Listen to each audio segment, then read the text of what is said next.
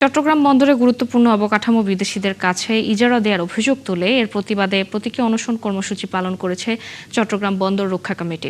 এ সময় সংগঠনের নেতারা জানান, বন্দরের নিউ মোরিং কন্টেইনার টার্মিনাল এবং চট্টগ্রাম কন্টেইনার টার্মিনাল পরিচালনার ভার বিদেশিদের হাতে তুলে দেওয়া হলে দেশের অর্থনীতি, জাতীয় নিরাপত্তা এবং কৌশলগত স্বার্থ ঝুঁকির মুখে পড়বে।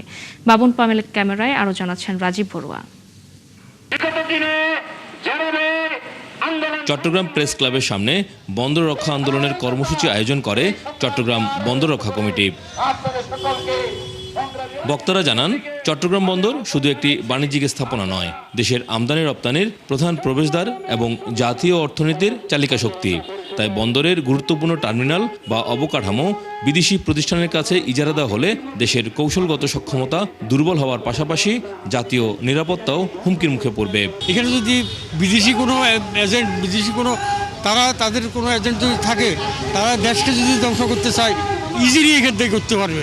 তাদের অভিযোগ, লাভজনক রাষ্ট্রীয় প্রতিষ্ঠান বেসরকারি বা বিদেশি প্রতিষ্ঠানের কাছে দেওয়ার চেষ্টা দেশের দীর্ঘমেয়াদী স্বার্থের পরিপন্থী। এটা সারা বাংলাদেশের 18 কোটি বা 20 কোটি মানুষেরই সম্পদ। সুতরাং সমস্ত দেশের সমস্ত মানুষকে আমরা আকুল আহ্বান জানাবো, এইটা রক্ষার জন্য যা যা করা দরকার সবাই যেন সম্মিলিতভাবে সেই কাজটা। বক্তারা আরও বলেন, বন্দর নিয়ে যে কোনো সিদ্ধান্ত নেওয়ার আগে অংশীজনদের সঙ্গে আলোচনা করা খুবই গুরুত্বপূর্ণ। এটা দিয়ে ফেলার পরে বন্দর মাত্র কয়েক ডলার পাবে, এখন বন্দর পার টিউতে শতাধিক ডলার অর্জন করে, অর্থাৎ জনগণের অর্থ অন্যের পকেটে চলে যাবে। এবং এই জায়গা যেই পদ্ধতিতে দেওয়া হচ্ছে কনসেশন মেথড বলে, কনসেশন মেথড মানে সমস্ত নিয়ন্ত্রণ তাদের।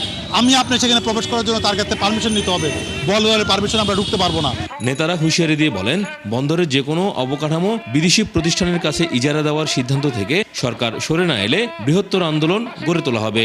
অতীতের আন্দোলন অভিজ্ঞতায় জনগণ যখন জাগে, সবজি মানুষ যখন জাগে, তখন কোনো শক্তি দেশের স্বার্থ বিক্রি করতে পারে না। আমরাও সাকসেসফুল হব, সফল হব, এইটাই আমরা মনে করি। কর্মসূচিতে অংশ নেন শ্রমিক, পেশাজীবী এবং বিভিন্ন সামাজিক রাজনৈতিক সংগঠনের প্রতিনিধিরা। রাজীব বড়ুয়া, ৭১, চট্টগ্রাম।